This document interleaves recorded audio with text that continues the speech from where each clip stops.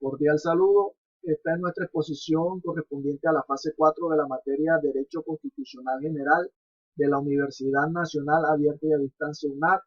Saludos a nuestra tutora Jenny Chalarca Hoyo y nuestro grupo está conformado por María José Navarro, Nilvia Medina y Samir González. Claro que sí, cordial saludos. Mi nombre es María Navarro. Derecho constitucional, abordemos los temas y los conceptos básicos de este. El derecho constitucional general es la rama que se encarga del reparto del poder entre los actores políticos, es decir, las acciones frente a las fórmulas y mecanismos de equilibrio, de paz, y es de naturaleza política y jurídica, y su aspecto es del derecho del poder y el derecho de la Constitución, de modo que es el encargado de la organización del poder. El constitucionalismo es el concepto político que plantea la limitación y control del poder del Estado. La Constitución, norma de normas, de las que se derivan todas las normas y que nos legitiman de todas las formas. Es un documento político y jurídico en el cual establecen valores, principios, derechos y deberes. Podemos decir que da la organización y la estructuración al Estado. Es legitimadora, única norma de ordenamiento jurídico creada por el pueblo. Política, tiene acceso al control político, al acceso al poder político. Jurídica, la norma central, de ella se derivan todas. Protectora, porque establece principios los cuales no se pueden ser vulnerados o violados por otras leyes. El poder constituyente primario es el poder prejurídico de carácter absoluto. Modifica, crea y deroga una constitución política democrática. El poder constituyente derivado es un poder jurídico con la capacidad para reformar la Constitución con las diferentes formas jurídicas ilimitadas a la Constitución, ya que es creado por el poder primario. El poder constitutivo es un poder creado por el poder constituyente primario a través de las partes orgánicas. La Constitución no tiene competencia, a solo que sea por la Carta Magna, es decir, los alcaldes, gobernadores, cada uno de estos están organizados y que solamente pueden partir a partir de la Constitución política, es decir, no hay otra. Gracias. El nuevo constitucionalismo tiene su espacio en Europa en el periodo posterior a la culminación de la Segunda Guerra Mundial, o guerra a partir de 1945. La reconstrucción de Europa después de la Segunda Guerra Mundial se dio también en el territorio jurídico, derivado a que parte de la sociedad estaba asombrada ante algunas atrocidades y vulneraciones cometidas con base en el derecho vigente de países europeos. Entonces se hizo necesario modificar el esquema jurídico, en particular el papel y la posición de la Constitución. Bajo esta premisa se fue desarrollando un constitucionalismo más sensible a ciertos ideales morales, lo que resultó una nueva manera de concebir a la organización estatal de un Estado de derecho a un Estado constitucional o democrático de derecho. El nuevo constitucionalismo europeo no tiene una fecha precisa, ya que es más un enfoque evolutivo que se desarrolló a lo largo del tiempo. Sin embargo, se puede decir que sus raíces están vinculadas al proceso de integración europea y la evolución de la Unión Europea. A medida que la Unión Europea se expandió en términos de competencias y territorio, también lo hizo la necesidad de desarrollar un marco legal y constitucional adecuado para gestionar esta integración.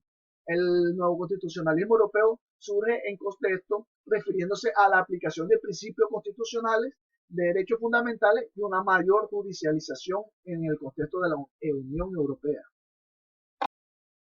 El nuevo constitucionalismo europeo se refiere a la adaptación de los principios neoconstitucionales en el contexto de los sistemas jurídicos de los países europeos. Aunque comparten muchas características con el nuevo constitucionalismo en general, existen ciertas peculiaridades y diferencias regionales en la forma en que los principios se aplican en Europa. Algunas características del nuevo constitucionalismo europeo incluyen, primero, la supremacía del derecho de la Unión Europea. El principio de la supremacía del derecho de la Unión Europea es fundamental. El Tribunal de Justicia de la Unión Europea tiene la autoridad para interpretar y aplicar el derecho de la Unión Europea y sus decisiones prevalecen sobre las leyes nacionales de los Estados miembros. Segundo, tenemos a la Carta de los Derechos Fundamentales de la Unión Europea, que es un documento clave que recoge los derechos fundamentales reconocidos en el ámbito de la Unión Europea. Esto ha influido en la protección de los derechos fundamentales de los Estados miembros y la jurisprudencia de los tribunales nacionales. Como tercero tenemos el diálogo entre tribunales nacionales y Tribunal Europeo de Derechos Humanos.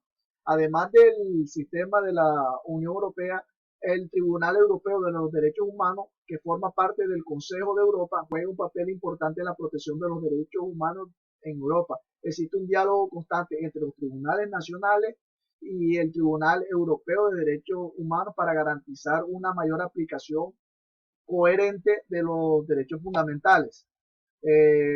Cuarto, tenemos el activismo judicial, que es que en algunos países europeos los tribunales constitucionales han adoptado un papel más activo en la protección de los derechos fundamentales y en la revisión de la constitucionalidad de las leyes. Este activismo judicial a menudo refleja los principios neoconstitucionales. Como quinto tenemos la armonización jurídica. La armonización jurídica es un fenómeno relevante en la Unión Europea donde se busca la unificación o coordinación de las normas legales entre los Estados miembros. Esto lo que es que puede tener implicaciones para la interpretación y aplicación de las normas constitucionales.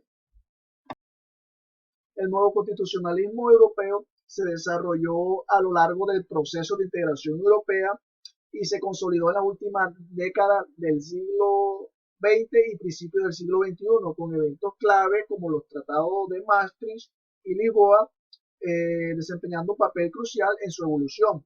Es importante destacar que la implementación y la influencia del nuevo constitucionalismo pueden variar entre los países debido a las diferencias entre las tradiciones jurídicas, las estructuras constitucionales y los sistemas políticos.